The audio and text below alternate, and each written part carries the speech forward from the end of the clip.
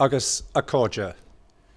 Thank you, President Higgins, for inviting me to address this second session of Machnamh 100 on the events of a century ago.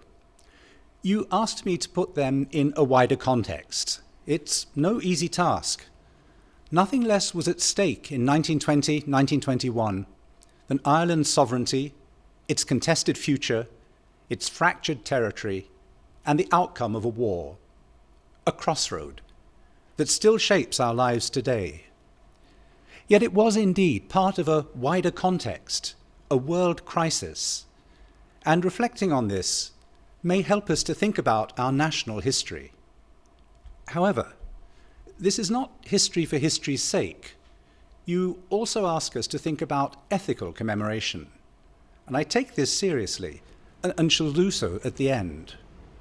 But first, and bearing that in mind, let me reflect on Ireland's crossroad in terms of nation, empire, and partition, through all of which runs the theme of violence. Firstly, the nation. Ireland, a century ago, we know, was embroiled in a war fought in the name of Irish sovereignty by nationalists and opposed not just by the British, but by those in Ireland who wished to preserve the Union. Put thus, it has the ring of inevitability. That comes from what went before the Home Rule crisis, the Great War, Easter 1916, the rise of Sinn Féin, and from what came after, including the eventual Republic. Also, nationality has since then become the basis of statehood and citizenship worldwide. In 1948, the UN declared it a human right. So it seems to me vital to break this teleology, these logics of inevitability, and to recall just how fluid relations between nation, state, and indeed empire were in the era of the First World War, 1912 to 1923, and also how diverse the sources of sovereignty were, by which I mean political authority. Colonial empires were at their peak, the British the largest. Dynastic empires, Habsburg, Romanov, Ottoman, which had ruled Eastern Europe, Russia, and the Middle East for centuries, only collapsed during the war, leaving multiple nationalities and new nation-states. And nationality did not always imply statehood. Nations might exist inside a state or an empire. If a nation became a state, who belonged to it? How did it assert its sovereignty? Ireland before 1914 was a laboratory of such ideas. Regarding the state, physical force for full independence vied with a legislated path to home rule. As for the nation, Thomas Davis imagined it in the 1840s open to, quote, the stranger within our gates, as to the Irishman of 100 generations. Later, there were more overtly cultural views, to which the Anglo-Irish, like Davis, contributed. Cultural nationalism mapped onto home rule politics, even if a new generation urged full independence, Roy Foster's vivid faces. In Ulster, mobilization against home rule honed an opposed and also cultural sense of nationality, of Britishness, in defense of the Union. All this shaped plans ranging from home rule in 1914 to the Irish Convention of 1917, from the Government of Ireland Act 1920 with its two parliaments, North and South, plus federal elements, to the Free States' limited sovereignty. But such solutions were not just Irish. They also abounded elsewhere in the world, including in Austria-Hungary, Arthur Griffith's model for a joint Anglo-Irish monarchy, and, of course, in Britain's settler dominions. However, in the second half of the First World War, Irish nationalists radically redefined the relations of nation, state, and sovereignty. Now, we can find purely Irish reasons for this, which is how it's usually seen. But I want to suggest that it was also part of the world crisis that I mentioned at the beginning. For the Great War was above all an existential war. It mobilized whole peoples, but at the cost of huge sacrifice. With German defeat, the fall of Europe's empires, the Russian Revolution, and colonial revolt, it galvanized the issue of sovereignty. Who ruled? By what authority? To what end? What was the role of the people in politics? US President Woodrow Wilson caught this zeitgeist with his idea of self-determination. Briefly, he was a secular messiah. Sean T. O'Kelly famously went to Wilson in Paris in 1919 with the first Doyle's Message to the Free Nations of the World. This summoned other sovereign nations to support, quote, the Irish Republic by recognizing Ireland's national status and her right to its vindication at the Paris Peace Congress. This case was not dismissed as that of a colony, as happened to those of India and Egypt and others, but because the Allies saw Ireland as a matter of internal British sovereignty. Ireland was thus caught up in the Wilsonian moment of 1919, despite Wilson ignoring Ireland. But while the Allies sought to build a European order with the new nation states and through the League of Nations, Ireland was initially barred from this. It was ironic. There was something deeply European, both in Ireland's claim to be part of this new order and in the form it took at home. For the first Dáil acted as a classic constituent assembly in the tradition of the French Revolution, while also invoking the nation proclaimed by insurrection in 1916. And remarkably, it also forged an underground state in resistance to the British. This was national sovereignty in action. Could it have been pursued non-violently, as Gandhi tried in India at the same time? This we shall never know. That such a zero-sum clash over sovereignty, Irish versus British, led to war in Ireland is not surprising. But neither was it uniquely Irish. I have argued elsewhere that a greater war prolonged something of the violence of the Great War until around 1923. The Allies tried to make a Europe of nation-states, but they did so in a world still in flames. Their writ was limited by wars, national revolutions, counter-revolutions, and the world threat of Bolshevism. For example, the Poland which they decreed ended up twice as big after wars with Lithuania, Ukraine, and Communist Russia. Ireland's War of Independence and Civil War were, I would submit, part of this greater war. A century ago, Ireland shared a specific European context. Since the loyalties and identities of ordinary people were at stake in these border, national, and revolutionary wars in Europe, and since the combatants included militias and paramilitaries, civilians tended to be both subjects and actors of violence. We could draw a grim diagram of mutual dehumanization. One side might stigmatize the foe as collaborators or informers, the other as rebels, terrorists, or Bolsheviks, feeding a spiral of repressive or dissuasive brutality. When Major Bernard Montgomery, the future victor of El Alamein, who had Donegal roots, recalled that in battling the IRA in Cork in early 1921, quote, "It never bothered me how many houses were burned. I regarded all civilians as Shinners, that is, Sinn Féiners." He was voicing a sentiment heard from Silesia to Latvia, the Ruhr to Budapest. Yet this does not mean that violence was the same on both sides in Ireland, let alone everywhere else. The violence varied in nature and intensity, which brings me to my second theme, empire. One way to understand the War of Independence is as a colonial conflict. This was often how it was portrayed by Republicans at the time.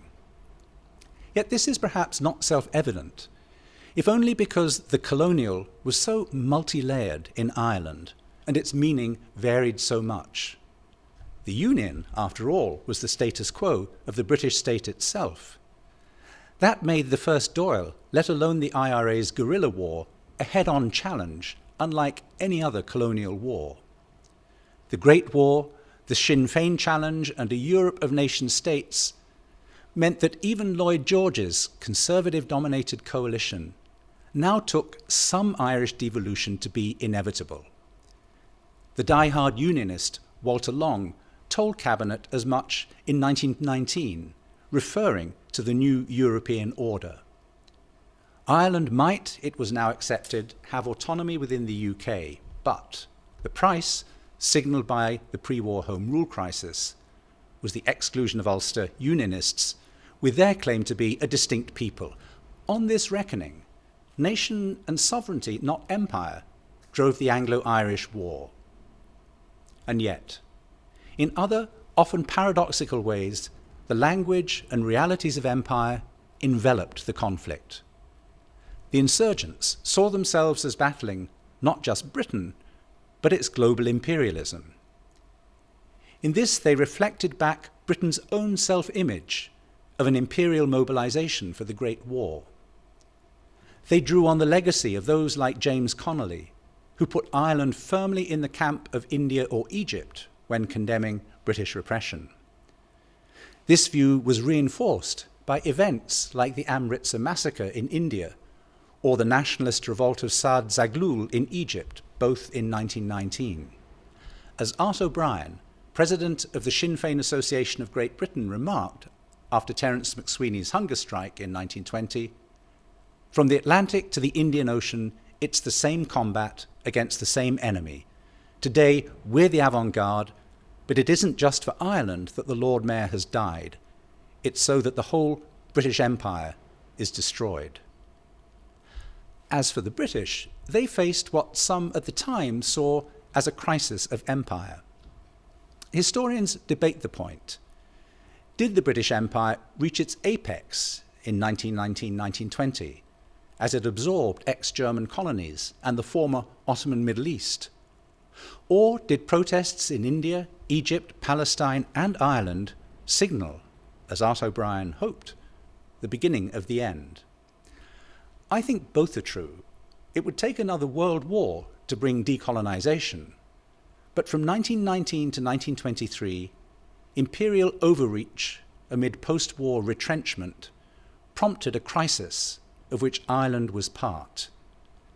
In mid-1920, the chief of the Imperial General Staff, Sir Henry Wilson, feared, I quote, "the loss of Ireland to begin with, the loss of the empire in the second place, and the loss of England itself to finish up with." A Southern Unionist, he was a Longford man, killed by 2 IRA gunmen in 1922, he saw through the glass darkly. But the sentiment typified British conservatism more generally. Colonialism shaped British responses in other ways. Reactions to the famine 70 years earlier exposed a double standard in behaviour, imbued with the racial othering which characterised rule in the non-settler colonies. Now, to see Sinn Féiners, and by extension the Irish, as barbaric, even Bolshevik, justified a use of force by the regular army, and above all by the RIC auxiliaries, that would not have been tolerated in Britain, despite a wave of social unrest in the post-war years. It indeed echoed the violence used in India and Egypt. Yet, many in Britain did not see the Irish like this. The 1920s were not the 1840s. Much had changed, including reforms in Ireland, on the land, in education and welfare. Plans for Home Rule were proof of this. Ironically, Home Rule also suggested empire, but a quite different one, the self-governing Dominion. It was a model enhanced by the Dominion's role in the war, especially Canada and Australia, and their independent status at the Paris Peace Conference. These different threads of empire were woven into the ending of the war. By mid-1921, there was deadlock. Militarily, the IRA could not win, but the British had lost the battle for legitimacy. The price of enforcing rule in nationalist Ireland was a revolt by liberal opinion at home. This remained convinced that Britain had fought the Great War for liberal values, including the rights of small nations. It accused the Crown forces in Ireland of Prussianism, that's to say, of committing atrocities, burning Balbriggan or Cork, like those the Germans committed in Belgium in 1914. Sir Neville Macready, Commander-in-Chief, advised Lloyd George to negotiate or fight a different war. Will the cabinet begin to howl when they hear of us shooting 100 men in 1 week, he asked. It was, I think, that tipping point of counterinsurgency. In the 1950s, for the British in Kenya, the French in Algeria, with torture, the separation of women and children from men, mass executions, it was when the violence spun out of control. In Ireland, this did not happen. Following King George V's appeal on opening the new Northern Ireland Parliament came the truce in July 1921.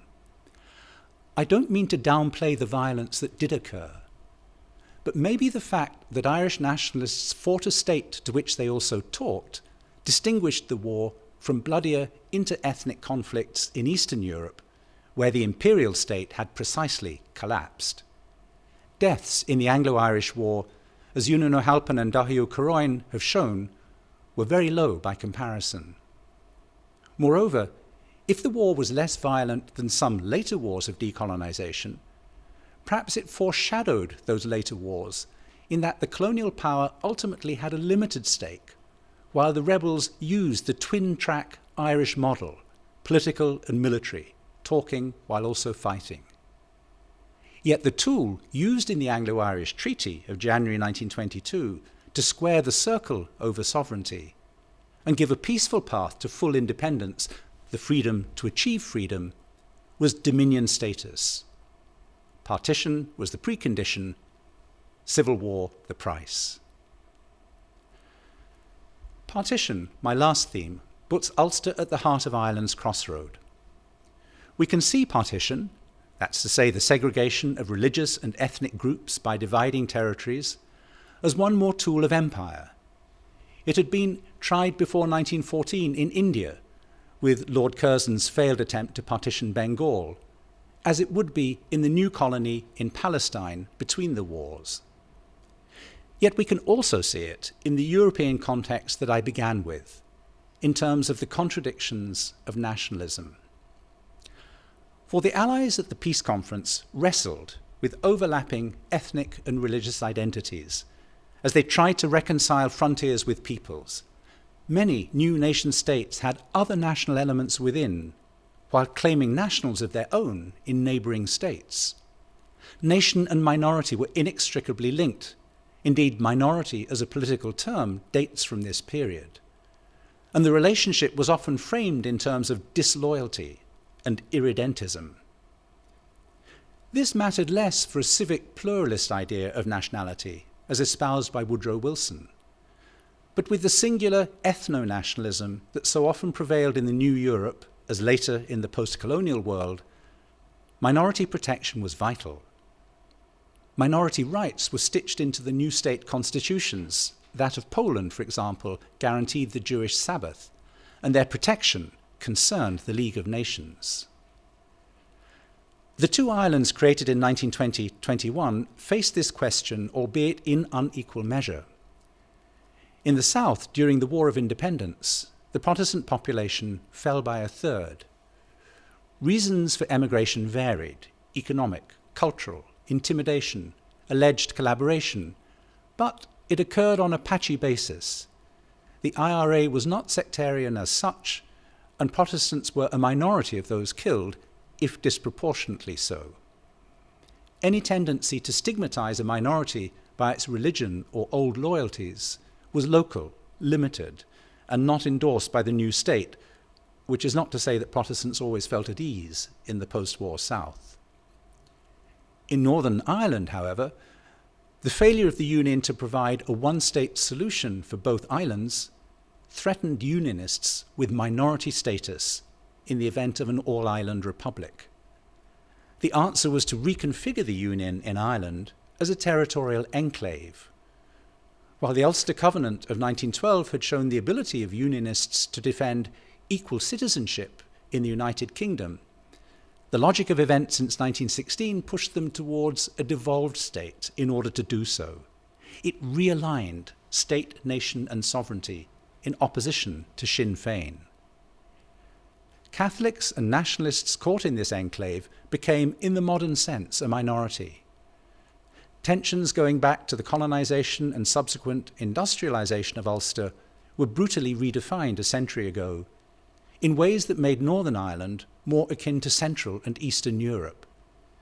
Timothy Wilson has shown this in his comparison with Silesia, where Germans and Poles fought a bitter ethnic war in 1919-21. Shipyard expulsions in Belfast in July 1920 and the pogroms of 1920 to 1922 used violence to corral and redefine the living space of a minority that was not leaving. This was less guerrilla war than intercommunal conflict in the form of local siege. Battles in Belfast even reminded some of the Western Front. Only the victims were mainly civilians.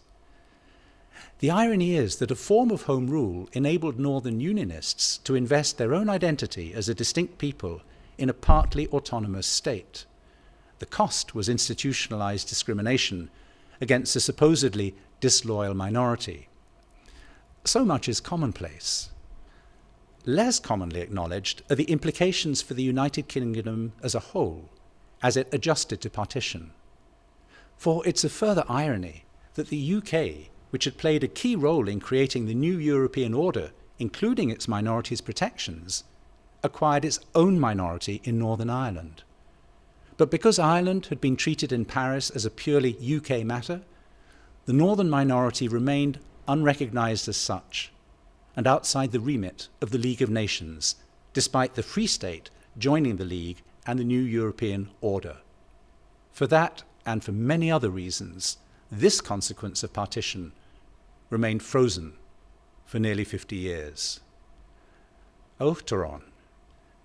I have tried to highlight the historical significance of Ireland's crossroad a century ago by seeing it in the contexts of Europe, the British Empire, and a world crisis down to 1923. I'm conscious of what I've left out. For example, the class conflict and socialism of these years, epitomised by revolutionary Russia, gave a strong undertow to events in Ireland. But there remains your challenge of commemoration. This, as you explored in the first seminar, means recovery of actors, the vivid faces, of victims, of the unheard. Yet the point of commemoration is also to interrogate the past for the sake of the present, and of ethical commemoration, to do so not for pious or political reasons, but in order to be critical and self-critical. In a word, pluralist. I hope the frameworks I've suggested help in this endeavour. For me, commemoration includes using hindsight while always understanding the past in its own terms, but using hindsight to ask what is important about that past now. Since the link of past to present changes all the time, answers are provisional and subjective. But it's in this spirit that I'd like to end with 4 reflections drawn from the present as I see it now. First, sovereignty is relative, not absolute, a lesson sovereigns themselves have learnt throughout history. It is a fiction, but one by which societies order their politics at home and abroad. It can be declined in degrees and practiced at different levels. The only test is effectiveness, which includes being accepted. The events of a century ago were a hard, divisive lesson, but the Ireland which found a place briefly as a British dominion and later in Europe learned it to good effect. Now I find it striking to see the United Kingdom, whose empire dissolved mid-century, whose re-engagement with Europe has now ended, and whose own union is under strain, wrestle with this same issue. Second, The nation too is something we construct, though it is rooted in lived reality. It's also the main entity in which sovereignty has been vested over the past century, for good or evil. Often it has been for evil, as when a unitary or majority identity defines the nation, and so the state, to the cost of its minorities. With the rise of fascism and communism, this led to irredentist wars, the redrawing of borders, and the destruction of minorities, contributing to the Second World War. A Europe premised on civic pluralist politics had to be painfully rebuilt. Now, Ireland clearly suffered nothing like this, but was it totally exempt? The South fashioned a robust democracy, no mean feat for a new state. But a conservative social consensus left a heavy burden, one that also weighed on relations with the North. In the North, however, the Irish version of the interwar minority question did not merely persist. It took a 30-year conflict before equal nationalities, a layering of sovereignty, civic rights, and an end to Southern irredentism addressed this legacy of partition. Third, the nature of nationalism should not obscure the legacy of imperialism. Complex, many-sided, how could it be otherwise? With a British Empire that ruled nearly a quarter of humankind in 1920, this provided a way forward in Ireland in the dominion form that I've described. And that really is worthy of reflection. But it also resulted in the violence visited by the Crown forces on Irish civilians and the Irish landscape. Cork City or Balbriggan, destroyed in late 1920, ought perhaps, in Anglo-Irish relations a century later, to be sites of memory, to use the concept of historian Pierre Nora, or even of reconciliation. After all, they were decried in Britain at the time. But are they? If Ireland was Britain's oldest colony, the War of Independence was its first war of decolonisation since the loss of America. It was part of a process, including Palestine, India, Malaya, Kenya, that lasted till the 1960s. And I wonder if the United Kingdom has yet come to terms with this side of empire, its violence, and in particular that of decolonisation. Finally, violence as such. The legitimacy of using violence to resist empire or occupation and assert sovereignty or defend a nation is an eternal debate. But violence always comes at a cost. In the era of the Great War, violence and politics were more closely linked than ever. Along with enrollment in legal mass armies, civilians took up arms as paramilitaries for and against the state, as guerrillas and so on. The Irish rebels were examples of this trend. But so too were the British irregulars and unionist paramilitaries in the north.